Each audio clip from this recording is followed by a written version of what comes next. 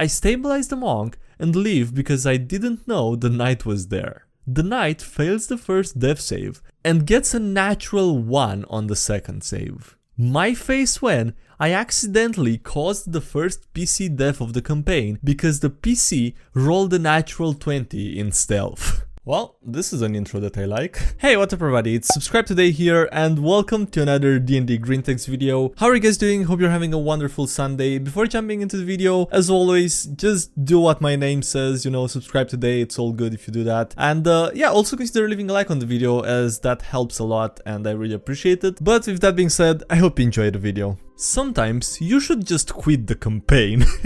Oh, I'm laughing because it's funny that this is the first story. So we're starting off on a really negative note here. Or I don't know, a bad story or a RPG horror story fitting green text. Oh well.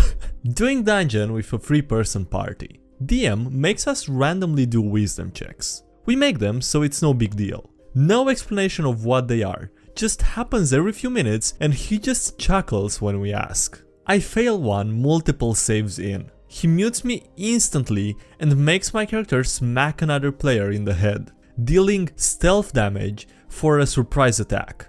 Downs the character. The other player gets upset and attacks me. He downs me. He acts in character and cuts my throat open, killing me instantly. What the f? And the worst part is that the guy is muted the entire time. DM rules that I am dead and no one can revive me.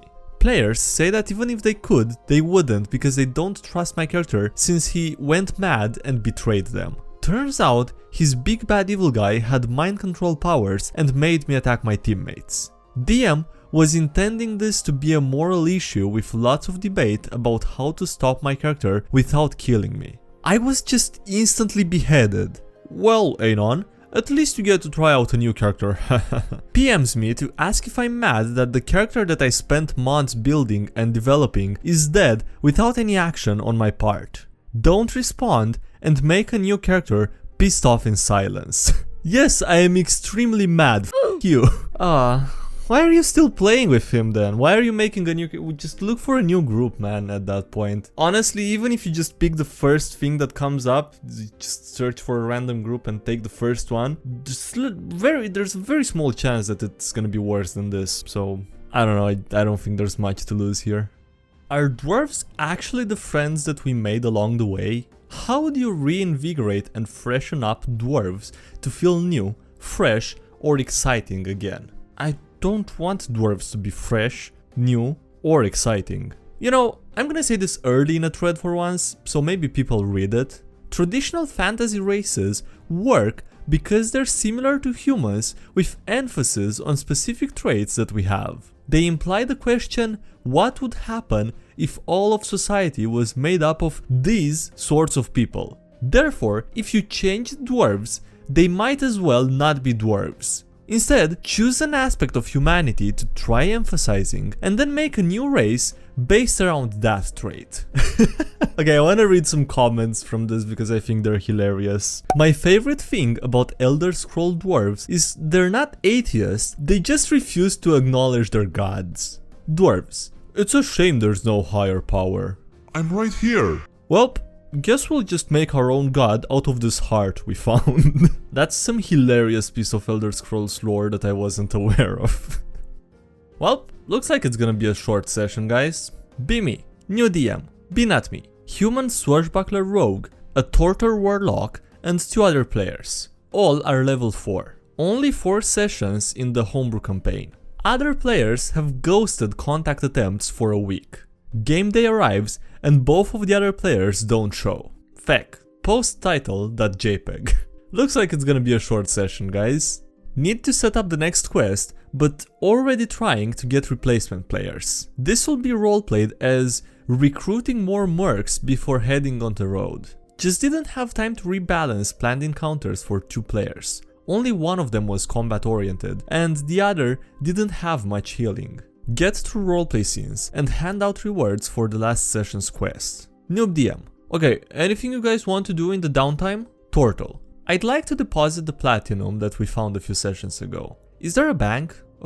Sure. Rogue. I go with him. What kind of interest rates do they offer? Let's say 2% annually, compounded monthly. That's terrible. That's what they're offering. I'm gonna leave and come back in my guise as a human friar. Cause he has an accountant here.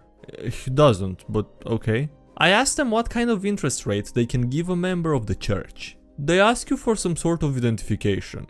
With the Haunted One background, I have a holy symbol. Can that be a Pelor symbol? Sure. They apologize for the security measures, but ask how can they help you. I ask for a higher interest rate and I say a blessing of Pelor. Are you actually invoking Pelor's name? Yes? Make a religion check. Turtle rolls a 22. Okay, as you pray to Pelor, who is not a god you follow, the clouds briefly part and God rays alight through a window, covering your character in a shiny glow. You are the most holy person these bankers have ever seen. Slightly ashamed of their roles as money changers, they offer you a rate of 3.5% annually, compounded monthly. I'd like to set up the interest to go to a fund for an orphanage that I'm going to create. Okay, I thank them and I leave. Okay, is there anything else you'd like to do? Yeah, I'd like to go to the Church of Pelor to find someone to run this orphanage while I'm out adventuring. Proceed to spend the next hour rolling up 2 NPCs to build up and manage this orphanage. A nebbish heretical scholar and a tough as nails nun, as well as looking up for rock bottom costs of clothing and feeding children in D&D. The Turtle Warlock is now considering multiclassing into Paladin. New players will join by next week. This game is nuts. If this is a noob DM and noob players, I really need to reevaluate my games. Also, that was really unexpected from a Warlock. Like I was expecting him to try to get a higher interest rate, okay, but then to donate that was, I don't know. Also, Warlock multiclass into Paladin is gonna be interesting. Schrodinger's traps. Well played, Mr. Bond, but it seems your investigation check was not high enough to detect whether or not there are any traps. Well played, Mr. Bond, but with your investigation check resulting in a total of 9 with modifiers, you can conclude that this is a completely safe and untrapped hallway. You may proceed with the utmost confidence. Sometimes I say shit like this because I know it makes my players think there are traps, even though there actually aren't any. They just think there are because they rolled low. How a natural 20 in stealth killed a PC. Bimmy, lawful evil cleric obsessed with knowledge. Peanut Me, dragonborn monk and a dragonborn night elf. Homebrew class. We have a wood that is a piece of Yggdrasil. I want to keep it, but the monk wants to give it to an agent of her goddess. Hell. We fight some unrelated monsters and both the knight and the monk burn resources and get to low health. I see my chance and I escape with the wood. The monk and the knight decide to follow sneakily. The knight rolls a natural 20 and the monk rolls badly and I see her. Roll initiative and I get to go first. I use an AoE attack that knocks both of them down. I stabilize the monk and leave because I didn't know the knight was there. The knight fails the first death save and gets a natural 1 on the second save. My face when I accidentally caused the first PC death of the campaign because the PC rolled a natural 20 in stealth.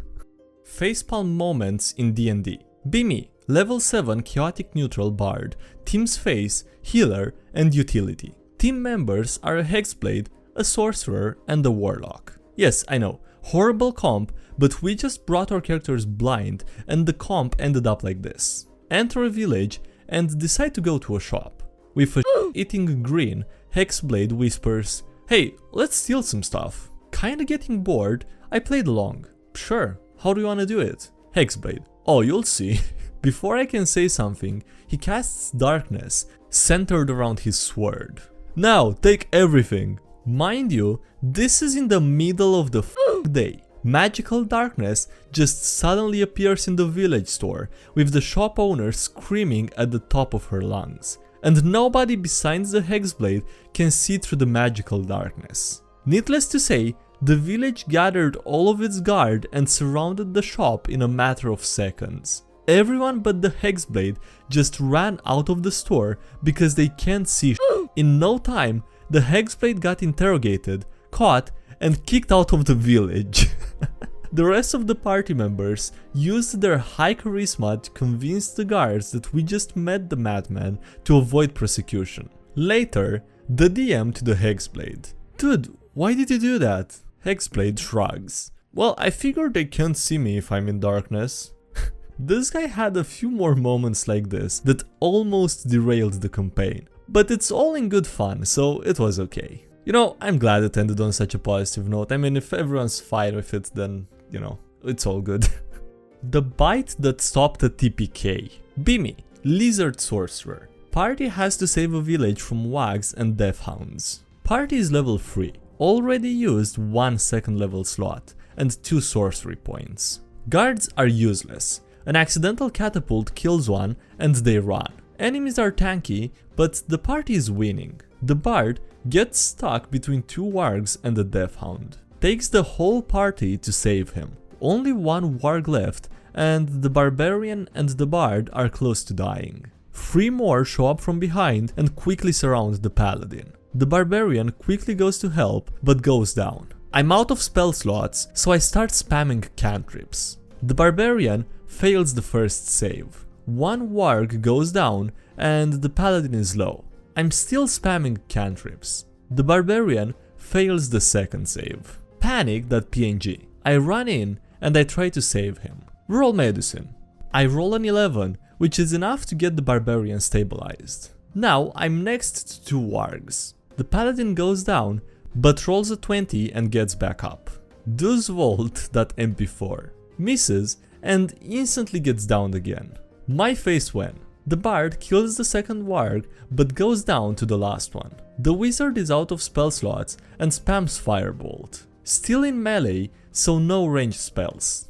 I use bite. Warg doesn't care. Downs the bard. 3 out of 5 party members go down to 1 warg. The wizard hits and the warg is now very low. Miss the bite, the warg attacks and half of my health is gone. The wizard misses. If I go down, the wizard can't win. Final chance. I get 1 last bite. It hits. It's enough damage to kill. Lottery win.mp4. Didn't TPK on the first session. Yeah, I'm curious if the DM actually intended for it to be so close, or I don't know, but that was lucky regardless. Alright, on that note, that's gonna be it for this video, so thank you guys so much for watching. I hope you enjoyed this video. If you did, please consider leaving a like and subscribing for more content like this. Also, thank you to everyone supporting the channel on Patreon. I really appreciate it, so thank you a lot for the support given there. Links below if you wanna check that out, as well as if you wanna join the Discord server, check out the Patreon, check out the subreddit, check out any other social media. And yeah, that's it. Thanks again for watching and I'll see you next time. Have a great day, bye!